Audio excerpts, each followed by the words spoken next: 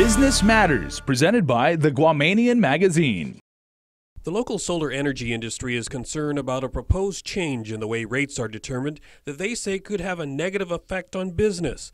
Micronesia Renewable Energy has commissioned an independent study to possibly counter a recent report by GPA consultant Black & Veatch, which concluded that regular power customers are subsidizing solar users by more than $2 million a year. MRE disagrees with the consultant's recommendation to do away with the current net metering system.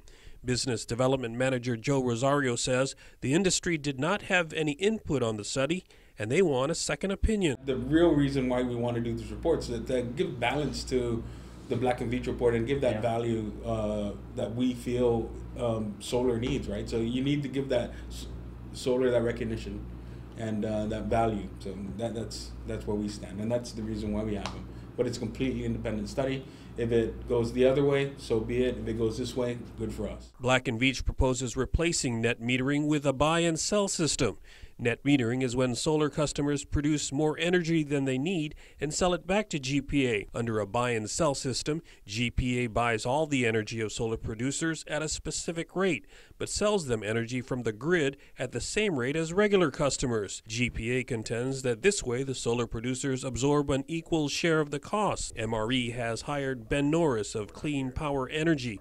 He says, unlike the B&V report, which had to do with rate design, his study is focused on the value of solar. He says relevant data is collected and plugged into their models to see where the answers lie. And the way that we define value is the avoided cost of the utility and the benefits that it brings to the community at large.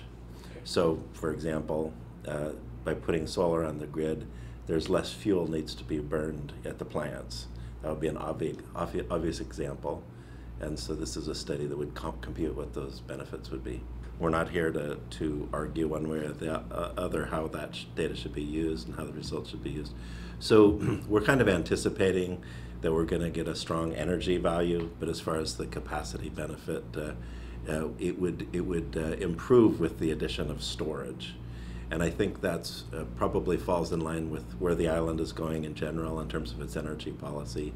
More storage would be beneficial to help meet the peak loads. Storage is the second part of his study. The capacity to store energy at an affordable cost may be the key to the viability and future success of the solar industry. The issue with storage has always been one of cost, and when you try to pair energy storage against a gas turbine, for example, it loses out because it's too expensive.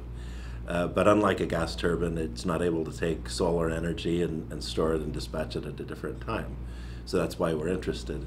So that's a general trend of the industry right now, is even though storage on a per kilowatt basis may be more expensive than gas turbines or even diesel units, it's one of the elements that are necessary for a path to a fully renewable grid. Coincidentally, GPA has signed off on a $35 million contract to build 40 megawatts of utility-scale energy storage systems. GPA says the investment will help alleviate system frequency issues, outages, and support renewable integration. GPA has also established a working group to deal with the industry on the net metering issue.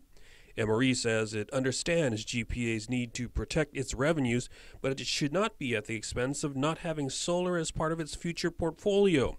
Vice President Jeff Wakalo hopes the results of the independent study will support continuing the net metering system because he says the proposed alternative would not be good for the industry. This is a totally transparent study, and we're really happy that GPA is willing to work with Clean Power Research and work with us as an industry on helping provide that report, but saying, hey, these are the numbers, they're real, it's data collected from the utility, data collected from the industry, and this is what the solar energy is worth. So we're hoping that that value supports, keeping the NEM in place and getting paid the retail rate. The report is expected to be completed within the next 90 days. For KOM's Business Matters, I'm Nestor Licanto.